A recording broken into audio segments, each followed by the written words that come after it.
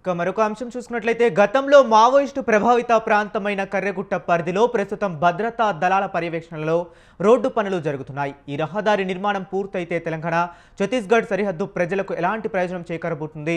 మరిన్ని వివరాల గురించి మా కరెస్పాండెంట్ శ్రీనివాస్ ములుగు నుంచి లైవ్ ద్వారా అందించడానికి సిద్ధంగా ఉన్నారు. శ్రీనివాస్, చెప్పండి, అక్కడ ప్రస్తుత భద్రతా వాతావరణం ఏ విధంగా ఉంది? Good morning Harish. ఏదైతే మావోయిస్టు కంచికోట అంటే ఎక్కడి నుంచి అయితే ఇప్పుడు మావోయిస్టులు కర్రెగుట్ట ప్రాంతంలో మొత్తం 200 ఎకరాల నుంచి ఆ గుట్ట ప్రాంతం అయితే విస్తరించి ఉంటుంది. అది ఛత్తీస్గఢ్ తెలంగాణ ప్రాంతానికి ఆనుకొని ఉన్న మంచి సరిహద్దు అని చెప్పుకోవచ్చు. దట్టమైన అడవి కూడా అది.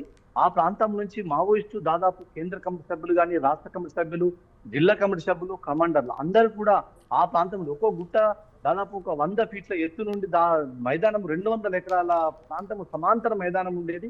ఆ ప్రాంతం నుంచి ప్రభుత్వానికి సమాంతర పరిపాలనగా అక్కడి నుంచి అయితే మావోయిస్టులు అయితే పరిపాలన సాగించే పరిస్థితి జరిగేది.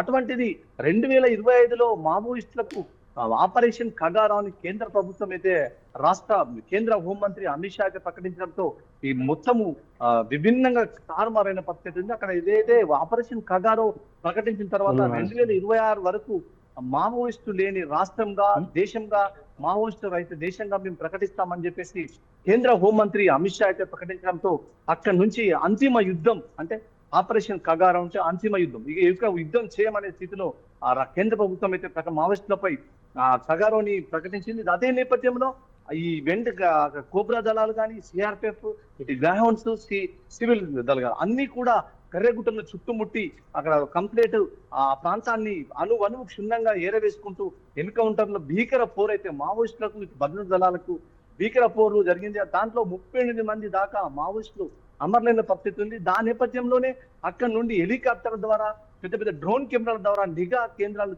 చూసి మావోయిస్టులు ఉన్న ప్రాంతాన్ని సునాయాసంగా గుర్తుపట్టి అక్కడి నుంచి మావోయిస్టులు తరిమి పారేసిన పరిస్థితి అయితే ఈ రోజు నెలకొంది. ఇదే ప్రాంతం నుండి ఇక్కడ పామునూరు నుంచి, ఇక్కడ మురుమూరు నుంచి పామూరు, తడపల, అంటే ఛత్తీస్గఢ్ ఈ రహదారి అయితే దాదాపు 70 నుంచి 80 కిలోమీటర్ల రహదారిని అయితే ఈ రోజు కేంద్ర ప్రభుత్వం కానీ, రాష్ట్ర ప్రభుత్వం కలిసి సంయుక్తంగా ప్రారంభించడం జరిగింది. ఇక్కడ పామేరు నుంచి, ఇక్కడ మురుమూరు నుంచి పామేరు, తడపల గుట్ట వరకు అయితే పెద్ద పెద్ద గుట్టలని మొత్తం సదును చేసుకుంటూ రహదారి అయితే వేయడం జరిగింది. ఈ నేపథ్యంలోనే రీసెంట్లీ ములుగు ఎస్పీ సుధీర్ కాకేన్ అయితే ఆ ప్రాంతాన్ని సందర్శించడం జరిగింది. రోడ్డు పర్యవేక్షణ ఏ విధంగా ఉంది, ఎంతవరకు పూర్తయింది, ఇంకా తొందరగా చేయాలని అయితే తన సిబ్బందితో కలిసి కట్టుదిట్టమైన వ్యవస్థతో అక్కడ రోడ్డు అయితే వేయించడం జరుగుతుంది. ఇదే నేపథ్యంలో ఈ రోడ్డు వ్యవహారాలు మొత్తం సంబంధిత కాంట్రాక్టర్లను పిలిచి కూడా ఎంతవరకు అవుతుంది, నాణ్యత ఖచ్చితంగా పాటించాలి, నాణ్యత లేని రోడ్లు వేయకూడదు అని చెప్పేసి అయితే కాంట్రాక్టర్కి అయితే ఆయన హితవు పలికిన పరిస్థితి అయితే నెలకొంది.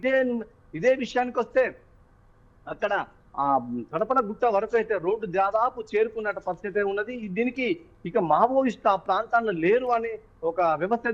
దానికి తడపల గుట్ట మీద ఏదైతే ఆ ప్రాంతానికి రాష్ట్ర డీజీపీ కూడా వెళ్ళి అక్కడ సిఆర్పిఎఫ్ క్యాంపుని స్థాపించి అక్కడ ఓపెనింగ్ చేసి ఆ ప్రాంతాల్లో ఒక బేస్ క్యాంపులు మొత్తం ఎక్కడికక్కడ 10 కిలోమీటర్లకు వస్తారు బేస్ క్యాంపు అమర్చి రోడ్డు పనులను ఎక్కడ కూడా అవాంఛనీయ ఘటన జరగకుండా, మళ్ళీ మావోయిస్ట్ అనేవారు ఉన్నారని తెలియని పరిస్థితుల్లో కూడా అయినా కూడా ఎటువంటి ఇబ్బంది జరగకుండా ఉండడం కోసం బేస్ క్యాంపులు ఏర్పాటు చేసి ఆ ప్రాంతాన్ని మొత్తం ఒక సుందరీకరణ ప్రాంతంగా తయారు చేసే పరిస్థితి నెలకొంటుంది.